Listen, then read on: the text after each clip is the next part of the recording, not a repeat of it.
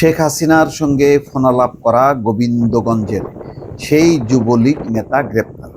এখানে খবরে বলা হচ্ছে বিএনপি কার্যালয় ভাঙচুরের অভিযোগে গাইবান্ধার গোবিন্দগঞ্জ উপজেলা যুবলীগের দপ্তর সম্পাদক জাহাঙ্গীর আলমকে গ্রেপ্তার করেছে পুলিশ। গোপন সংবাদের ভিত্তিতে গত শুক্রবার রাতে নওগাঁ জেলা থেকে তাকে গ্রেপ্তার করা হয়।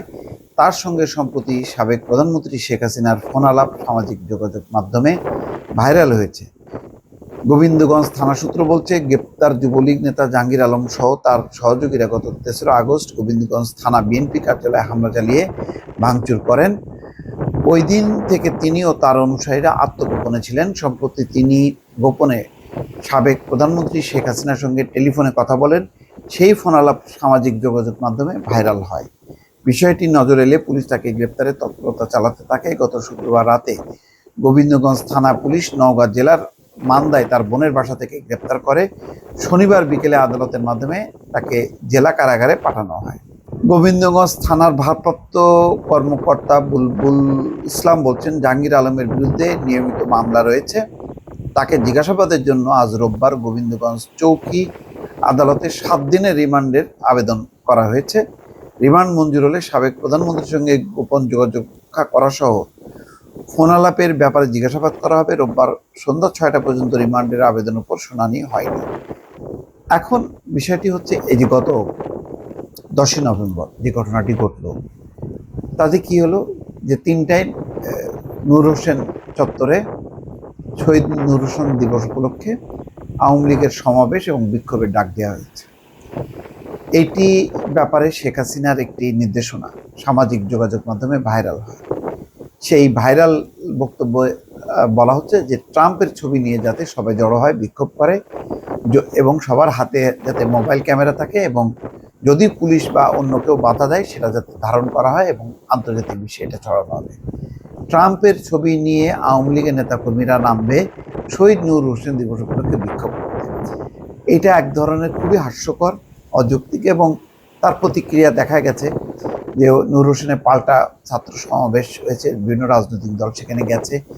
আওয়ামী লীগ অফিসের সামনে এবং নূর হোসেন চত্বর, গুলিস্তান, এইসব আশেপাশে এলাকায় সেদিন বেশ থমথমে অবস্থা, সারা ঢাকা শহরেই ছিল।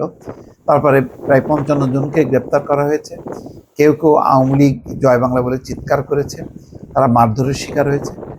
তো সোহেল তাজ একটা বক্তব্য দিয়েছে এই ব্যাপারে যে মানে বিদেশে বসে টাকা পাচার করে দেশ ধ্বংস করে কেউ কেউ নিরীহ নেতা কর্মীদেরকে ঝুঁকির মধ্যে ফেলে দিচ্ছে।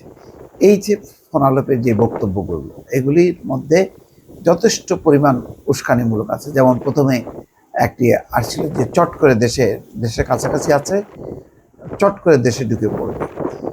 তো তার মানেটা কি? এবং সবাইকে সংগঠিত হতে বলতেছে, সবাইকে প্রতিবাদ করে মাঠে নামতে বলা হচ্ছে।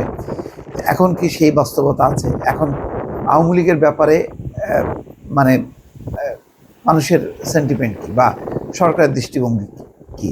তারা হচ্ছে গণহত্যার সহযোগী শুধু না, গণহত্যার প্রত্যক্ষ মদতদানকারী। এবং শেখ হাসিনার বিরুদ্ধে 2 শতাধিক মানে হত্যা মামলা আছে এই হত্যার ব্যাপারে, এবং তাকে বিচারের সম্মুখীন করা হবে। আরও অনেক নেতা আছেন, মন্ত্রী আছেন, তারাও হচ্ছে অভিযুক্ত। এই অবস্থার পাশ কাটিয়ে এই অবস্থায় কোনো রকম বক্তব্য না দিয়ে, দুঃখ প্রকাশ না করে, ক্ষমা না আছে, পাল্টা আরও রাজনৈতিক বিক্ষোভ দেখানো, এটা এক ধরনের উস্কানিমূলক। এবং সেই ঘটনা কিন্তু ঘটেছে। কিছু নিরীহ নেতা কর্মী মারধরের শিকার হচ্ছে, মানুষের ক্ষোভ এখনো আছে, তার প্রতিক্রিয়া দেখা যাচ্ছে। তো এই অবস্থায় যে সমস্ত নেতারা বাহাদুরি ঘটানোর জন্য এই শেখ হাসিনার সঙ্গে বক্তব্যের মানে অডিওগুলি তারা যে ভাইরাল করে ছেড়ে দিচ্ছে, এর ফলে একটা তৈরি হচ্ছে, একটা উস্কানিমূলক একটা পরিবেশ তৈরি হচ্ছে, অস্থিরতা তৈরি হচ্ছে। ফলে আইন শৃঙ্খলা কর্তৃপক্ষ তাদের বিরুদ্ধে অ্যাকশন চালাবে, এটা তো স্বাভাবিক ঘটনা। এখন রাজনৈতিক নেতৃবৃন্দ কিভাবে তার দলকে পরিচালনা করবেন, কিভাবে তাদেরকে রক্ষা করবেন, সেটি চিন্তা করা উচিত।